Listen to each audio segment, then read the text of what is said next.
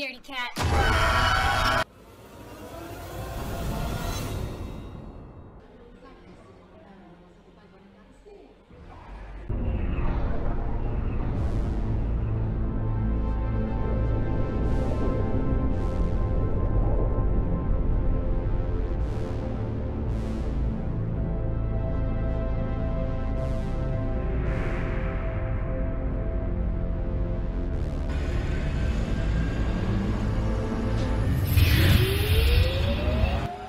Et nous voilà arrivés à destination Miami Beach. Alors, Miami Beach. Si seulement. Alors, ce vieux rafio là. Pourtant, il était pas comme ça au début. Je pense que les voyages à la vitesse des neutrinos là, ça doit pas le faire. Bon, en même temps, vous me direz, il y a plus beaucoup de personnes qui voyagent comme moi. Et justement, mon boulot, c'est être semeur. Alors, non, je bosse pas à Jardiland, je plante pas des graines au fin fond de mon jardin, ou je suis pas non plus paysagiste. Je suis semeur de planètes. Il est vrai que notre civilisation a légèrement, failli s'éteindre. Encore une fois, l'empereur Yog, là, il a déconné. Il était vénère la dernière fois au niveau de voir ce que vous avez foutu là, et du coup, on a failli totalement disparaître. Plus rien cette fois. Et on s'est caché un petit peu sous la terre. Et quand ça s'est un peu calmé, on va dire, et qu'on a pu remonter, on a vite compris qu'il fallait s'étendre. Et je fais partie des semeurs qui, grâce au fait que notre conscience, si on peut dire, on va pas parler d'âme parce qu'on sait très bien que maintenant les âmes n'existent plus, c'est la conscience propre en fait, donc on sait que notre cerveau et notre conscience peut choisir même si notre cerveau nous dit de faire autre chose. Donc du coup, notre conscience peut être digitalisée et on ne fait qu'emprunter des enveloppes. Alors, pour tout ce qui est colonisation, les colons choisissent une planète qu'on a pseudo-explorée. C'est un peu l'aventure, hein. On est un peu comme à la ruée vers l'or à l'époque, Far West, vous voyez ce que je veux dire. Il faut sauver l'humanité, bien que, je vais vous dire, à des endroits, je balance pas des enveloppes humaines, mais bon. Après, toujours étant, je largue un premier module de 60 mètres de diamètre, avec donc là les enveloppes, possibilité de faire donc des clones, au cas où qu'il arrive une petite couillette, ça arrive. Tant que la puce n'est pas brisée, on peut vous remettre dans une enveloppe comme si de rien n'était. C'est pas beau ça? On est devenu quasiment immortel d'ailleurs par rapport à ça. Ce qui fait que au lieu d'instaurer des règles de droit, de vieillissement, de durée, etc., on a décidé de conquérir l'univers, en quelque sorte.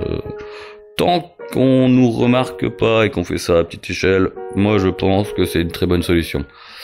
Alors là, sur cette planète, c'est une planète qui a connu un peu d'agitation, apparemment qu'on a voulu observer, vérifier ce qu'il y avait dessus. C'est une planète de classe E, donc en termes de vie, survie, c'est correct. Là j'ai dans le module de 60 mètres de diamètre, j'ai une vingtaine de... Ouais quand même, il y a 20 colons qui vont arriver ici.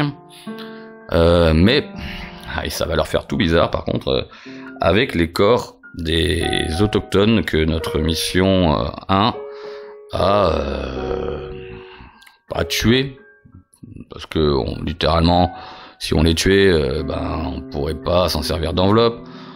On les a un peu endormis et on leur a retiré leur conscience, voilà, ni plus ni moins. Du moment que j'ai lâché les deux autres modules, donc un module pour tout ce qui est nourriture et un module pour tout ce qui est donc outillage, qui va leur permettre de construire leur première base autour du module principal. Une fois que j'ai lancé donc les 3 modules, j'ai juste à envoyer le petit satellite. Il se met en place tout seul, c'est automatique, c'est magique. Et là, j'ai plus qu'à aller sur notre planète. Alors, grâce à notre super savant, alors ce mec-là, si vous avez l'occasion de le rencontrer, bon, il ressemble à un iguane géant, ok. Sacré chercheur d'ailleurs quand même, hein. Celui-ci, hein. Une bonne tête d'iguane. Mais c'est un amour, un amour. Il mange pas n'importe quel humain, il embête pas n'importe qui. Voilà, et c'est un savant, c'est un chercheur de renom. C'est lui qui a inventé le système pour ne plus avoir de radiation dans les vaisseaux. C'est lui qui a inventé le système pour se servir des neutrinos et non pas de la vitesse lumière. C'est-à-dire qu'on sert des neutrinos légers et des neutrinos lourds qu'on attire et qu'on fait un chemin et on fait que glisser dans l'univers qui va beaucoup plus vite parce que les neutrinos vont à une vitesse hallucinante. Voilà, bon, il a fait beaucoup d'inventions, hein. Et c'est lui aussi qui est au fait de l'invention également de la conscience synthétisée dans une puce et envoyée dans des enveloppes ailleurs. Et donc, je disais donc, grâce à ce charmant monsieur, qui a un pote maintenant, depuis le temps, parce que depuis le temps que je lui envoie des rapports pour râler sur son excusez-moi, pour râler sur son vaisseau haute gamme standing, comme il le dit, qui me permet de voyager dans tout l'univers et pouvoir semer de part et d'autre, eh bien, on a eu l'occasion de parler pas mal, ouais, parce qu'il y a beaucoup de hic, comme on dit, il y a toujours un hic, un vaisseau, hein. Je peux vous garantir, il y a toujours, mais toujours un hic. Vous pensez que ça va? Nah. C'est là où ça va pas. Là. Vous pensez que vous allez faire une mission tranquille? Nah. Et là où la mission, ça va partir dans tous les sens. Ah, je me demande quand même ce que ça doit faire de se réveiller, partir au niveau de son corps tel qu'on est de la planète, d'arriver là au niveau de la colonie, de se réveiller dans un corps d'autochtones, pouvant vivre tranquillement sur la planète. Ça doit faire un drôle de choc quand même de regarder ses mains qui sont plus ses mains, quand on se voit dans la glace, un nouveau visage. Ouais. Moi personnellement, projeter ma conscience dans une autre enveloppe, c'est pas mon truc. Je préfère mes petits voyages à l'ancienne. Ma vitesse au-delà de la vitesse lumière avec une douce brise spatiale où je glisse sur ce confortable toboggan de particules qui m'emmène au-delà de tous les univers.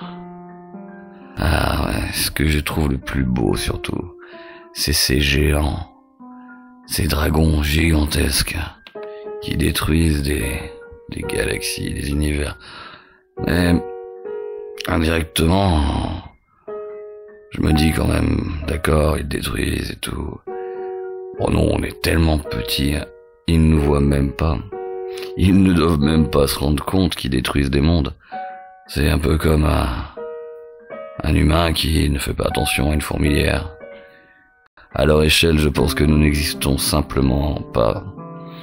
Et je me demande, qu'est-ce que eux font alors dans cette immensité? Quelle est leur vie, en sorte? Mais bon, quand je les vois, glissant dans l'univers, je trouve ça magnifique. C'est une partie quand même qui est plaisante dans mon travail. Je testerai pas changer d'enveloppe, mais ça, je m'approcherai peut-être un de ces quatre un peu plus près de ces dragons gigantesques. Juste arriver devant l'œil pour qu'ils voient la petite particule peut-être que je suis. Qui sait, peut-être qu'il pourra me voir. Ah bon, vers la fin de ma carrière, ça sera bien. Bon je pense que là je vais réenclencher les aimants pour attirer les neutrinos légers et lourds et me refaire une petite voie vers la prochaine planète. Et normalement il me restera que 2-3 planètes et je pourrai rentrer à la casa. Fini la mission pour l'instant. Allez, à bientôt.